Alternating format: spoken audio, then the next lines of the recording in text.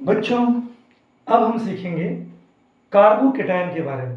इसके बारे में आपने क्लास 11 में सीखा होगा, बट यहाँ पर देखेंगे हम लोग, ये कार्बन है, ये हाइड्रोजन है, ये हाइड्रोजन है, ये हाइड्रोजन है, यहाँ पर सपोज Cl है। क्या पढ़ रहे हैं टॉपिक हम लोग? कार्बोकेटायन। बच्चों, इस कार्बन और क्लोरीन में ज़्यादा इलेक्ट्रोनेगेटिव कौन सा है? आपको पता है, ये क्लोरीन है। क्या है बच्चों? क्लोरीन है। तो क्लोरीन के ऊपर पार्शियल नेगेटिव चार्ज डेवलप होगा। कैसे डेवलप होगा बच्चों? Partial negative charge.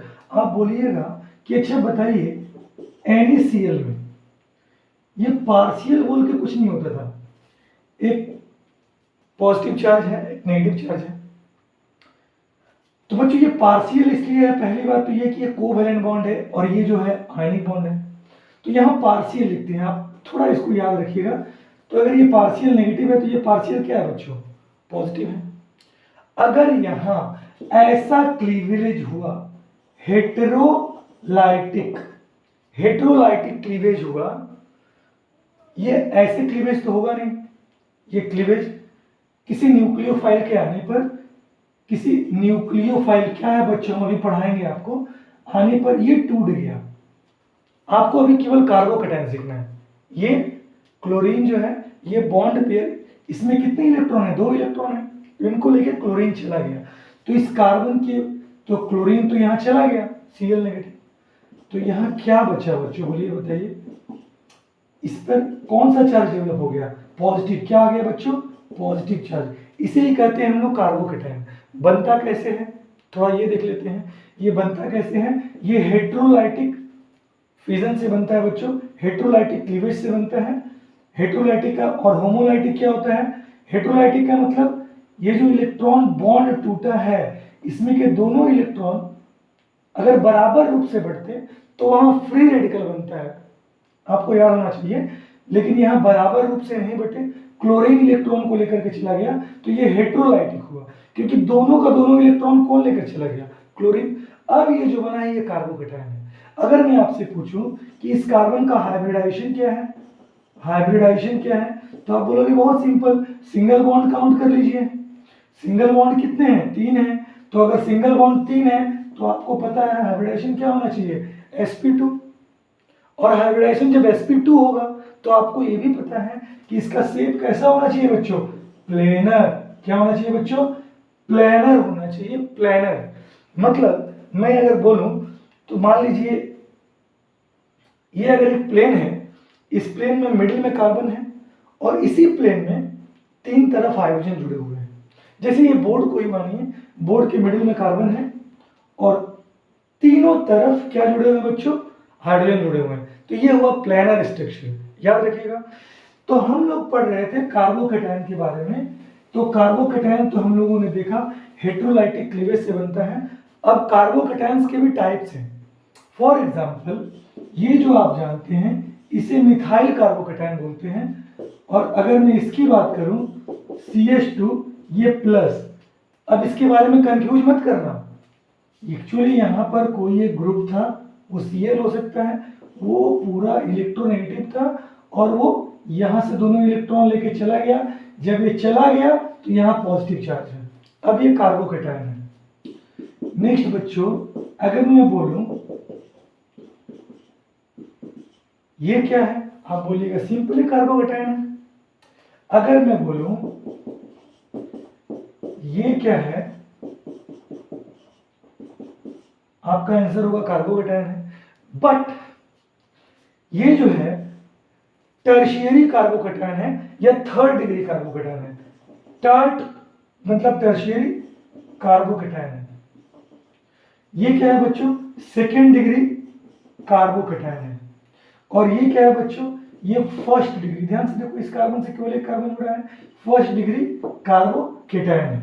कोई डाउट? समझ में आया? अब आपको ये पता करना है इन चारों में, इसका ये भी 1st डिग्री है बट हम लोग इसे मान लेते हैं ये मिथाइल है। तो इन चारों में सबसे ज्यादा स्टेबल कौन है?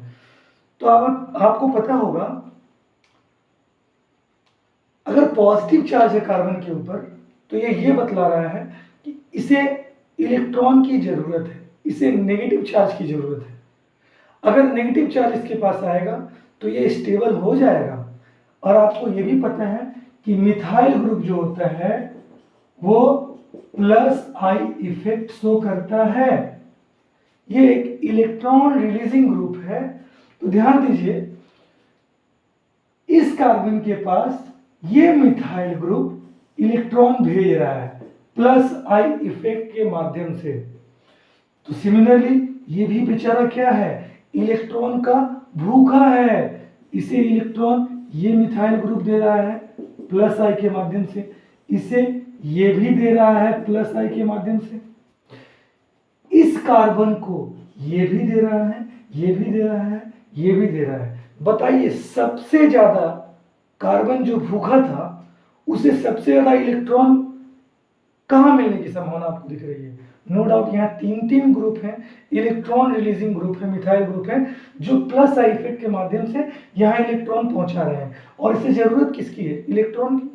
तो सबसे ज्यादा स्टेबल कौन दिख रहा है आपको? जहां सबसे ज्यादा इलेक्ट्रॉन पहुंच रहा है, सबसे ज्यादा थर्ड डिग्री। तो थर्ड डिग्री जो होता है वो सबसे ज्यादा स्टेबल होता है। तो मैंने इसे रैंक दिया फर्स्ट। ये इससे स्टेबल है। ये किससे स्टेबल है बच्चों? ये इससे स्टेबल है। और ये किससे स्टेबल है? इससे स्टेबल है। तो मैं लिख सकता हूं third degree carbocation more stable then second degree carbocation, more stable then first degree carbocation, more stable then methyl carbocation. ये आपको याद होना चाहिए। ये क्लास 11 में आप सब पढ़ चुके हैं बच्चों। कार्बोकेटायन नॉट ओनली हाई क्या बोलते हैं, इंडक्टिव इफेक्ट से जो है स्टेबल होता है। ये कार्बोकेटायन जो है बच्चों, ये हाइपर कॉन्जुगेशन इफेक्ट से भी स्टेबल होता है और कभी कभी रेजोनेंस के माध्यम से भी ये स्टेबल होता है। चलिए मैं कुछ ग्रुप का नाम बताता हूं बच्चों। CH2 डबल बॉन्ड CH2Cl, इसे बोलते हैं हम विनाइल क्लोराइड। याद रहेगा, CH2 डबल बॉन्ड CH2Cl, इसे हम बोलते हैं एलाइल क्लोराइड। ये आपको याद होना चाहिए, 2-3 बार प्रैक्टिस कीजिएगा हो जाएगा, कोई बड़ी चीज नहीं है। एलाइल क्लोराइड याद रहेगा बच्चों। अब हम एक काम करते हैं, यहां कार्बोकेटायन बनाने की कोशिश करते हैं बच्चों। यहां पर अगर मैं कार्बोकेटायन बनाऊं, कार्बोकेटायन, ये जब कार्बोकेटायन बनाएगा ना, ये जब यहां से गायब होगा तो सपोज ये अब नहीं है और ये कार्बोकेटायन है, तो आप ध्यान दीजिए यहां आप रेजोनेंस देख पा रहे हैं। रेजोनेंस कहां होते हैं आपको पता होगा, कार्बन कार्बन डबल बॉन्ड हो और उसके बगल में कोई एक एटम हो, कार्बन कार्बन डबल बॉन्ड हो और उसके बगल में कोई एक एटम हो जिसके ऊपर या तो पॉजिटिव चार्ज हो या फिर नेगेटिव चार्ज हो या फिर ऑड इलेक्ट्रॉन हो। ये सारी चीज आप पढ़ेंगे, ठीक है। तो ये सारे के सारे क्या शो करते हैं, क्या शो करते हैं? रेजोनेंस। और जहां रेजोनेंस होता है वहां स्टेबिलिटी बहुत ज्यादा बढ़ जाती है। तो ध्यान से देखिए, एलाइल क्लोराइड में आपको रेजोनेंस देखने को मिल रहा है। Carbon carbon double bond, double bond के बगल में ये जो कार्बन एटम है इसके ऊपर क्या है? पॉजिटिव चार्ज है, तो ये रेजोनेंस की कंडीशन को फुलफिल कर रहा है, तो इसमें रेजोनेंस है। बट सिमिलरली अगर हम विनाइल क्लोराइड में देखें और ये अगर गायब कर दें, हम गायब कर दें, तो इसे गायब करने के बाद जो पॉजिटिव चार्ज बन रहा है ये कोई कार्बन, ये अनस्टेबल होगा, ये जो होगा ये अनस्टेबल होगा, ये अनस्टेबल होगा और ये रेजोनेंस शो नहीं करेगा। अगर ये रेजोनेंस शो नहीं करेगा तो मैं ये बोल सकता हूं एलाइल क्लोराइड में क्या देखने को मिलता है बच्चों? रेजोनेंस। सिमिलरली अगर मैं बेंजाइल क्लोराइड की बात करूं, किसकी बात करूं? Benzyl chloride. बच्चों तुम्हें याद है, ये अगर बेंजीन है, रिंग है, यहां CH2 ग्रुप जोड़ते हैं तो इसे क्या बोलते हैं बच्चों? बोलो, बेंजाइल ग्रुप। क्या बोलते हैं? Benzyl group. अगर इस बेंजाइल ग्रुप से OH जुड़ा हुआ है तो इसका नाम हो जाएगा बेंजाइल अल्कोहल। अगर यहां Cl जुड़ा हुआ है तो इसका नाम हो जाएगा बेंजाइल क्लोराइड। अब एक काम करो, यहां पर आप इसका कार्बोकेटायन बनाओ। कैसे बनाओगे? इसको हटाएंगे, चला गया अपना इलेक्ट्रॉन लेके, इलेक्ट्रोनेगेटिव था। तो जब ये चला गया तो यहां क्या बचा? Positive charge. अब आप मुझे बताओ, ये पॉजिटिव चार्ज है और कहीं ना कहीं तो यहां डबल बॉन्ड, ये आपने पढ़ा ही होगा, ऐसा स्ट्रक्चर होता है। तो ये double carbon carbon double bond, और इस डबल बॉन्ड वाले कार्बन के बगल में एक कार्बन जिसके ऊपर क्या है? पॉजिटिव चार्ज है। तो ये क्या शो करेगा? रेजोनेंस शो करेगा। और जब रेजोनेंस शो करेगा तो ये क्या हो जाएगा बच्चों? Highly stable. तो बेंजाइल कार्बोकेटायन क्या शो करता है? रेजोनेंस शो करता है और ये हाईली स्टेबल होता है। बच्चों यहां देखो, ये दिया हुआ है क्लोरोबेंजीन। क्या नाम है? क्लोरोबेंजीन। ये क्या है बच्चों? Benzyl chloride. मैंने अभी पढ़ाया आपको कि बेंजाइल क्लोराइड जब कार्बोकेटायन बनाता है तो वो हाईली स्टेबल होता है। क्यों होता है? क्योंकि ये जो है इसके साथ क्या कर लेता है? ये रेजोनेंस कर लेता है। लेकिन अगर आप क्लोरोबेंजीन में सोचेंगे कि आप कार्बोकेटायन बना लेंगे तो ये जस्ट विनाइल की तरह हो गया, ये गायब करेंगे आप तो यहां जो है पॉजिटिव चार्ज आएगा। ध्यान दीजिए, इसका रेजोनेंस ही ब्रेक हो जा रहा है। तो ये हाईली अनस्टेबल है, ये हाईली अनस्टेबल है और उसके कंपैरेटिवली ये हाईली स्टेबल है। तो ये बेंजाइल जो कार्बोकेटायन होता है वो हाईली स्टेबल होता है, लेकिन यहां पर कार्बोकेटायन बनने की संभावना नहीं है। क्लोरोबेंजीन कार्बोकेटायन नहीं बनाएगा, बट बेंजाइल क्लोराइड कार्बोकेटायन बहुत ही अच्छे से, बहुत ही प्यार से बनाएगा, जो कि हाईली स्टेबल होगा। अब हम लोग बात करेंगे जो अल्काइल हैलाइड हम लोगों ने सीखा। कौन कौन सीखा था बच्चों? First degree RX, second degree RX, third degree RX alkyl halide. मैं थर्ड डिग्री अल्काइल हैलाइड बनाता हूँ। थर्ड डिग्री कैसे करेंगे बच्चों? एक कार्बन लिखिएंगे, उसके तीनों तरफ कार्बन बैठा देंगे, यहाँ Br हो गया। सेकेंड डिग्री कैसे करेंगे? एक कार्बन को पहले सेकेंड डिग्री कार्बन बना लेंगे, बीच वाला सेकेंड डिग्री हो गया, और वहां हेलोजन जोड़ देंगे। कितना सिंपल है, देखिए आप लोग। फर्स्ट डिग्री कैसे बनाएंगे? एक कार्बन को पहले फर्स्ट डिग्री कार्बन बनाएंगे और वहां पर Br जोड़ देंगे। मैं एक खुद से लिख दे रहा हूं, CH3Br, जो कि मिथाइल ब्रोमाइड है, जो कि मिथाइल ब्रोमाइड है।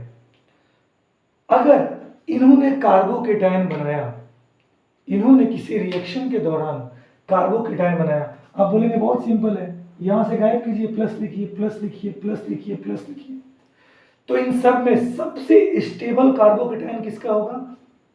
थर्ड डिग्री का होगा, क्योंकि वहां तीन तीन मिथाइल ग्रुप हैं जो कि इलेक्ट्रॉन रिलीजिंग है। सेकेंड डिग्री का उससे लेस स्टेबल होगा। तो कार्बोकेटायन अगर देखिए हम, ये अगर किसी रिएक्शन में कार्बोकेटायन बना रहे हैं तो सबसे ज्यादा स्टेबल कौन होगा बच्चों? कौन होगा? थर्ड डिग्री होगा, याद रहेगा।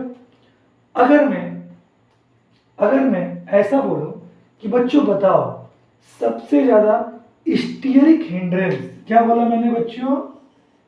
Stearic hindrance. Stearic hindrance, stearic hindrance का मतलब होता है बच्चों, मैं ऐसे मान लिया कि इसके चारों तरफ इलेक्ट्रॉन क्लाउड है, इलेक्ट्रॉन क्लाउड है, इलेक्ट्रॉन क्लाउड है, या आप इसको नहीं समझ रहे हो तो ये मान लो सबसे ज्यादा जंगल किस कार्बन के पास, किस कार्बन के अगल बगल है? तो ध्यान देखो बच्चों, ये जो कार्बन है, इस कार्बन के चारों तरफ जंगल बहुत ज्यादा है, जंगल बहुत ज्यादा है। तो अगर मान लो सपोज कोई एक रिएजेंट है, वो X है, मैं इसका नाम X में लिख के आपको बोलता हूं, सपोज कोई न्यूक्लियोफाइल है, अब बोलिएगा कि न्यूक्लियोफाइल क्या होता है। बहुत सिंपल बच्चों, ऐसा चीज जिसको न्यूक्लियस से लव है, प्यार है, क्या होता है वो?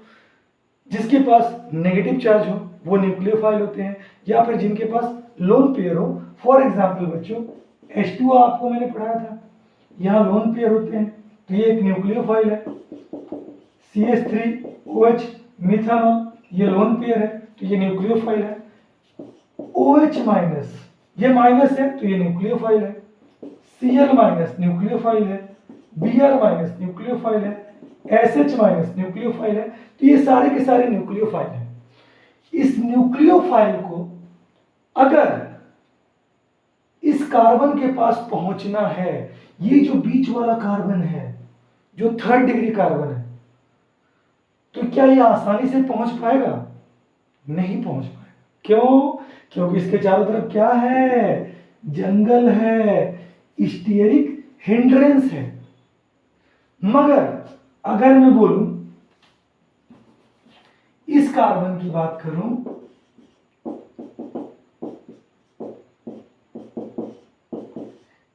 ये अगर इस कार्बन पे अटैक करे तो ये आसानी से कर पाएगा क्योंकि जंगल नहीं है। सिमिलरली यहां भी आसानी से कर पाएगा, यहां मिडिल में रहेगा, थोड़ा प्रॉब्लम भी होगा बट कर पाएगा।